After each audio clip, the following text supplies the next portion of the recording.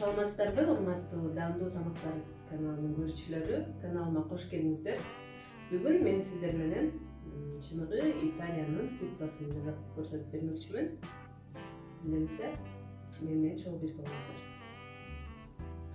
Эң биринчи камырынан баштайбыз. Камыры эң жөнөкөй. Бул жерде 500 грамм унга, 1 кашык туз, biraz kum şeker, 1 kaşık. Sonra дрожь салабыз. 7-8 грамм бул, 1 чай кашык болот. Жакшылап аралаштырып алабыз.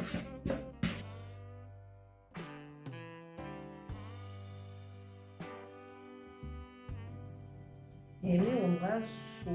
Бул жерде 300 грамм суу. Muzdaq su.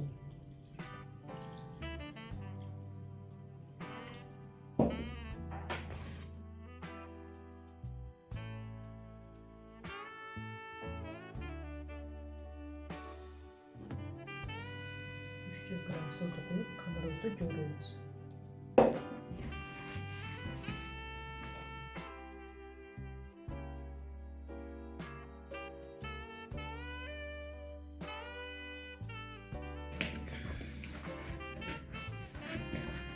Камырды biraz жууруп алгандан кийин оливка майын бул жерде 25 грамм коюп, дагы бир сыйра жууруп алабыз.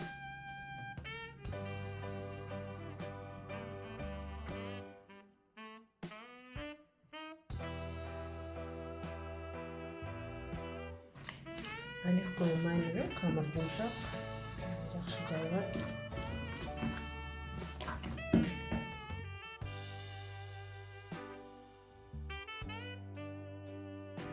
Пиццанын камырын негизи бир күн мурун жууруп, муздаткычка салып койсо да жакшы болот. Алдын ала жасап койсоңуз да болот. Жана муздаткычта сактап койсо да болот. Тоңдуруп.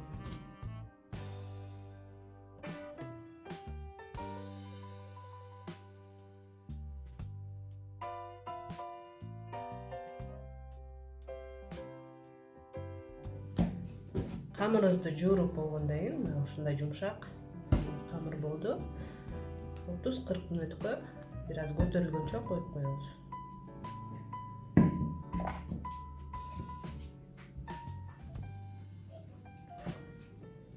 Эми пиццанын соусуна бизге помидор керек, чеснок, базилик, орегано деген специялар жана кара мурч, кызыл мурч, мына biraz оливка майы керек. Баарын аралаштырып, пюре кылып езип алыш керек.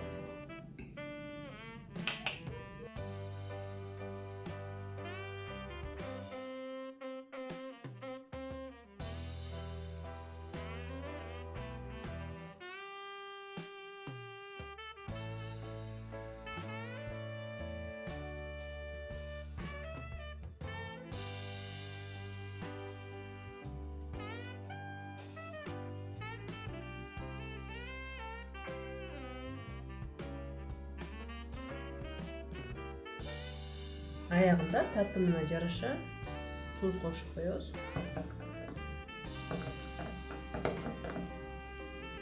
Жана даамдап көрөбүз. Соусубуз даяр.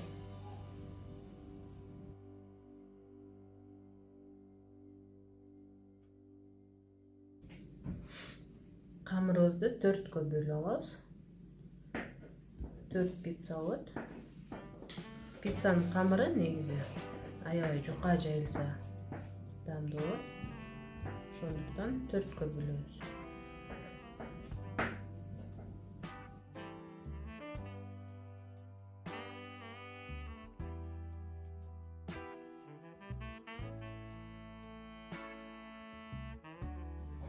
Камырыбыз дагы biraz көтөрүлгөнчө начинкасына кошулчу азыктарды туура алабыз.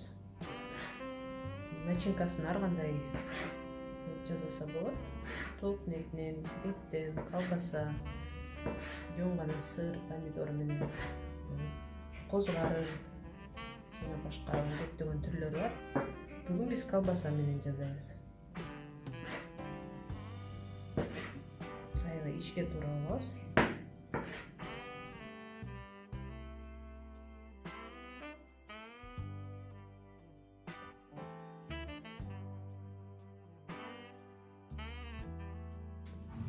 Ал эми сырды чоркадан өткөрүп алабыз. Майда эмес, бир аз чоңураак, анткени сыр пицца бышканча бат эрип кетпеш үчүн чоңураак көзүнөн өткөрөбүз. Каалаган сырды кошо берсе болот. Бирок өтө туздуу эмес. Мисалы, мен бүгүн моцарелла сырын алдым. Башка да сырды колдонсоңуздар болот. Духовканы алдын ала иштетип коебуз. Эң күчтүү температурасына коюп, жана астына пиццаны бышырчу листта ысык болуш керек. Оңой чыгарып алыш үчүн тескерисинен салып коебуз. Пиццаны ушул ичине эмес, тышына бышырабыз.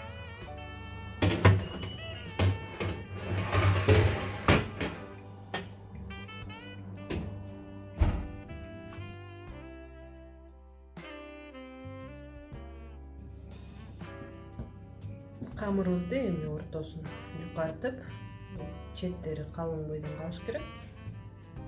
Колубуз менен чоюп чыгабыз.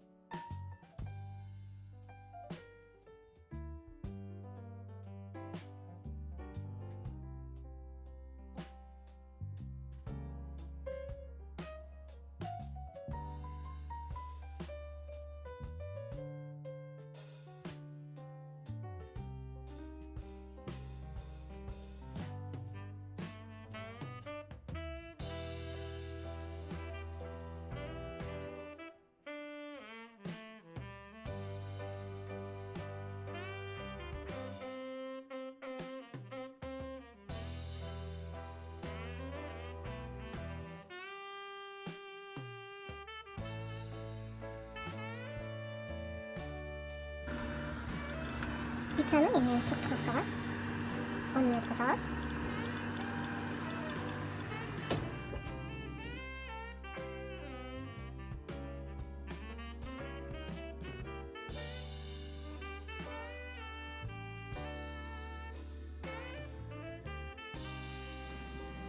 Мына ушундай үй шартында жакшынакай пиццабыз да даяр болду. Эгер бул видео сизге жакса, анда каналыма катталып, класс басып коюңуздар. Кийинки видеолордон көрүшкөнчө саламатта калыңыздар.